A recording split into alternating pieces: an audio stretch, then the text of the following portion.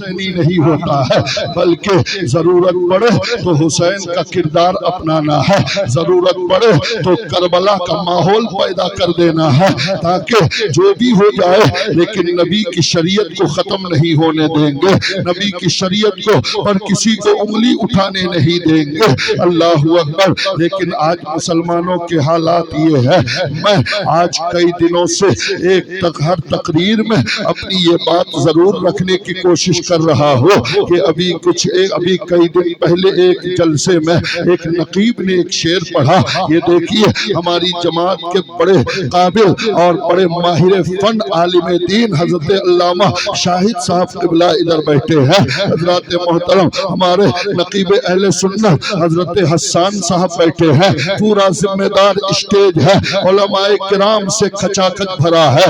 اے میری قوم کے لوگوں، اب آپ کو بھی سمجھ جانا چاہیے، بہت بے وقوف بن چکے ہم، خاص کر کے سیمانچل کے لوگوں کے حالات اتنے خراب ہے۔ سیمانچل کٹھیار سے لے کر سلی گوڑی، ادھر نیپال کے بارڈر سے لے کر بنگلہ دیش کے بارڈر کا یہ پورا علاقہ سیمانچل کا ہے۔ آپ کو پتا ہے کہ سیمانچل ہندوستان کا سب سے غریب علاقہ ہے۔ سچر کمیٹی کی رپورٹ نے یہ ثابت کر دیا کہ پورے ہندوستان میں سب سے زیادہ غریب علاقہ، اور اس غریب علاقے میں غریب سب سے زیادہ مسلمان ہے۔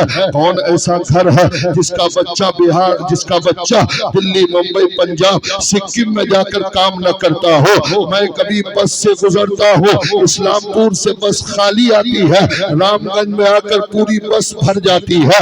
دارجلنگ سکم جانے والوں کی اتنی بڑی تعداد اس علاقے میں ہے۔ اللہ اللہ، اپنی غریبی کے باوجود سب سے زیادہ مہنگے جلسے اگر ہوتے ہیں تو اسی سیمانچل میں ہوتے ہیں۔ سب سے غریب علاقے میں سب سے مہنگے جلسے ہوا کرتے ہیں، اور ہمارے علاقے کے لوگوں کے حالات یہ ہے، ہماری قوم کا نوجوان یہ سمجھتا ہے کہ جب تک کوئی یوٹیوبر خطیب 40,000 کا نہیں آئے گا تب تک جلسہ کامیاب نہیں ہوگا، جب تک کوئی فنکار نعت خواہ نہیں آئے گا 30-25 ہزار روپے کا تب تک جلسہ کامیاب نہیں ہوگا۔ اللہ اللہ، میں کسی شاعر کسی خطیب کا مخالف نہیں ہوں، لیکن ابھی ایک لڑکے کو دیکھا کہ ایک لسٹ ایک کاغذ میں کچھ لکھ کر فرمائش کیا۔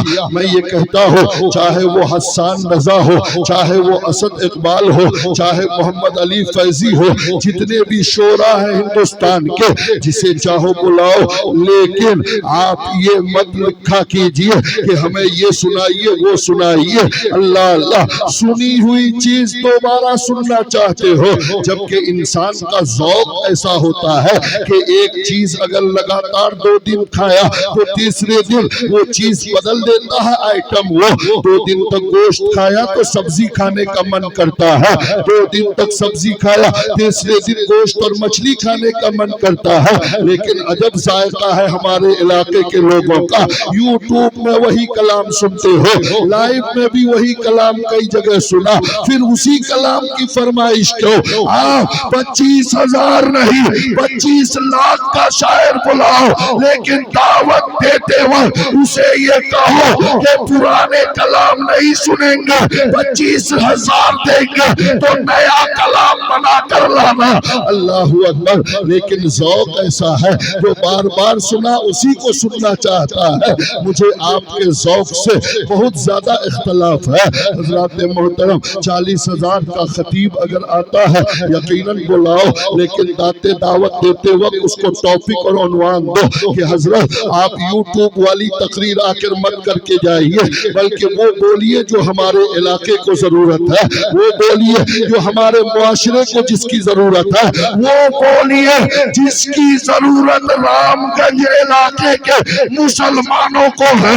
آپ ہمیں مکہ سے مدینے کی سیر مت کرائیے، یہاں بولنا ہے تو جوئے کے خلاف بولیے، لاٹری کے خلاف بولیے، ماں باپ کی عصمت میں بولیے، حرام روزی کے خلاف بولیے، زمین کے ہڑپنے کے خلاف بولیے، یہاں جو گناہ ہے اس گناہ کے خلاف بولیے۔ حضرت بلال کا عشق کی داستان ہمیں مت سنائیے، وہ ہم سن چکے ہیں، جس کی ضرورت ہے اسے ہم اس کو ہم سنائیے۔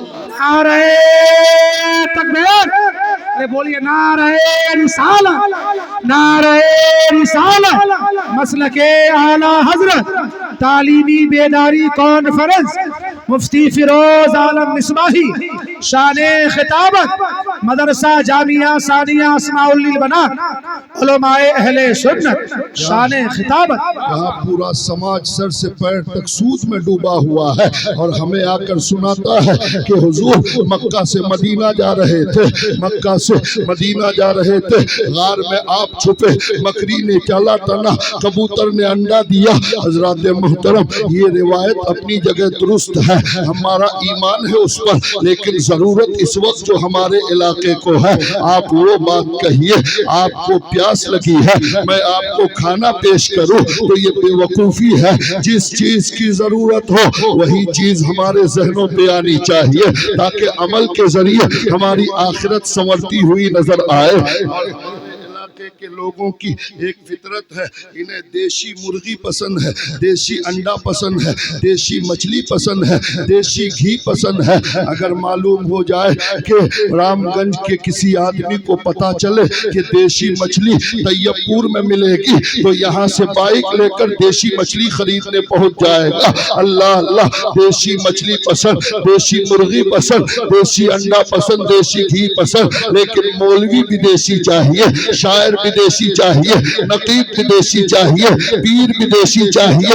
اے لوگوں، اللہ کے عزت کی قسم، اس سیمانچل کی زمین میں ایسے ایسے لالو گوہر ہے، رب کی عزت کی قسم، اگر اس سیمانچل کے علماء اور اتنے قابل ہیں کہ آپ کے علاقے کی رہنمائی کے لیے الحمدللہ آپ کے علاقے کے علماء کافی ہے۔ واہ سبحان اللہ، سبحان اللہ، مفتی صاحب حق ہے، حق ہے، واہ واہ واہ واہ، حق ہے۔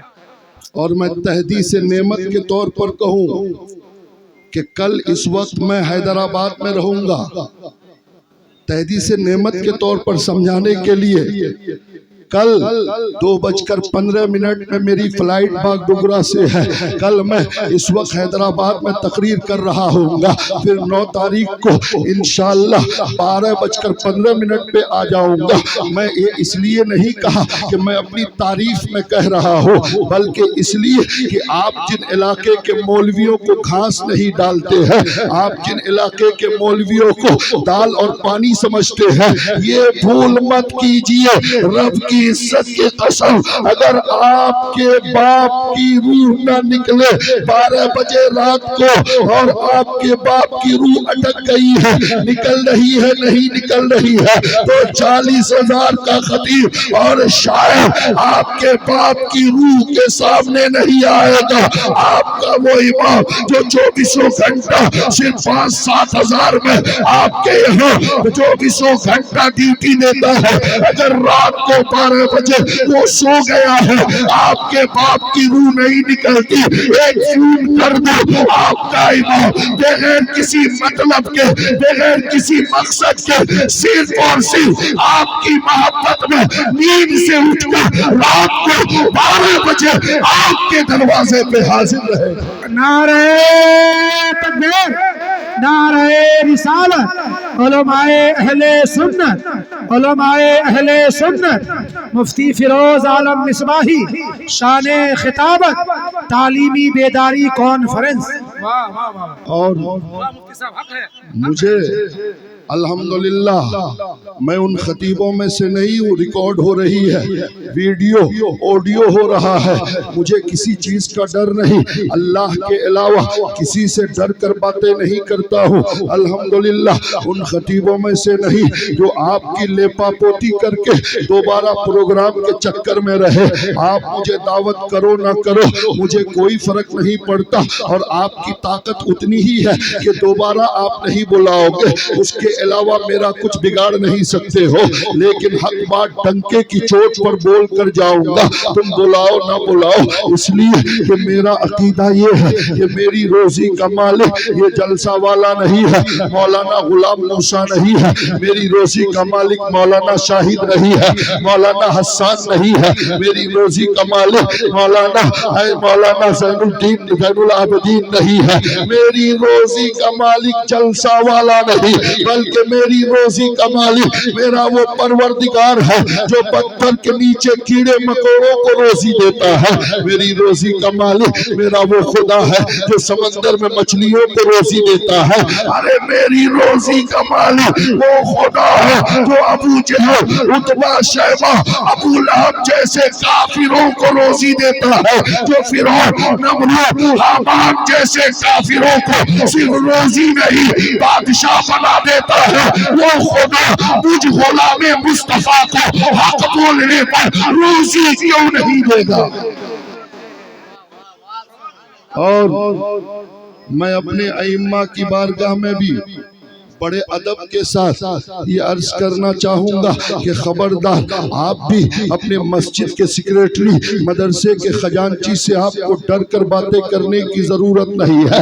ایک دروازہ بند ہوگا اللہ 100 دروازے کھول دے گا. اللہ پر بھروسہ ہونا چاہیے، خدا کے رزاق ہونے پر یقین کامل ہونا چاہیے. اللہ اللہ ہمارے یہاں کا ماحول یہ ہے کہ ہمارا خطیب جب جمعہ کے دن اسٹیج پہ پہنچتا ہے مسجد کے منبر پر، تو وہاں پر ہمارا خطیب جب تقریر کرنے کے لیے کھڑا ہوتا ہے تو بیچارہ بہت سوچ میں پڑ جاتا ہے.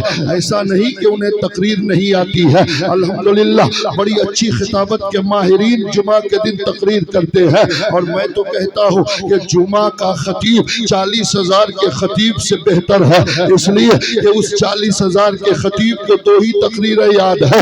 جمعہ کے خطیب کو 52 ہفتے کی 52 الگ الگ تقریریں یاد رہتی ہے. اللہ اللہ، اور جتنا سال رہتا ہے ہر سال الگ الگ طریقے سے آپ کو سمجھاتا ہوا نظر آتا ہے. قسم خدا کی دوستو، ضرورت کے مطابق اگر واقعتاً کسی کو سمجھانے میں کمال ہے تو وہ جمعہ کا خطیب اور آپ کا امام ہے. واہ واہ واہ، سبحان اللہ سبحان اللہ مفتی صاحب. اس لیے اپنے امام کی قدر کیجئے، اپنے امام کو سمجھنے کی کوشش کیجئے. چنانچہ امام صاحب اس لیے پریشان رہتا ہے کہ اگر لوٹری کے خلاف تقریر کروں تو لوٹری باز نوجوان ناراض ہو جائے گا، جوئے کے خلاف تقریر کروں تو جوئے بازوں کی ٹیم میرے خلاف تیار ہو جائے گی، سود کے خلاف تقریر کروں تو نمازیوں میں ایسے سود خور ہیں جو کل مسجد سے نکلنے کے بعد میرے خلاف ایک محاذ تیار کر لیں گے. اللہ اللہ،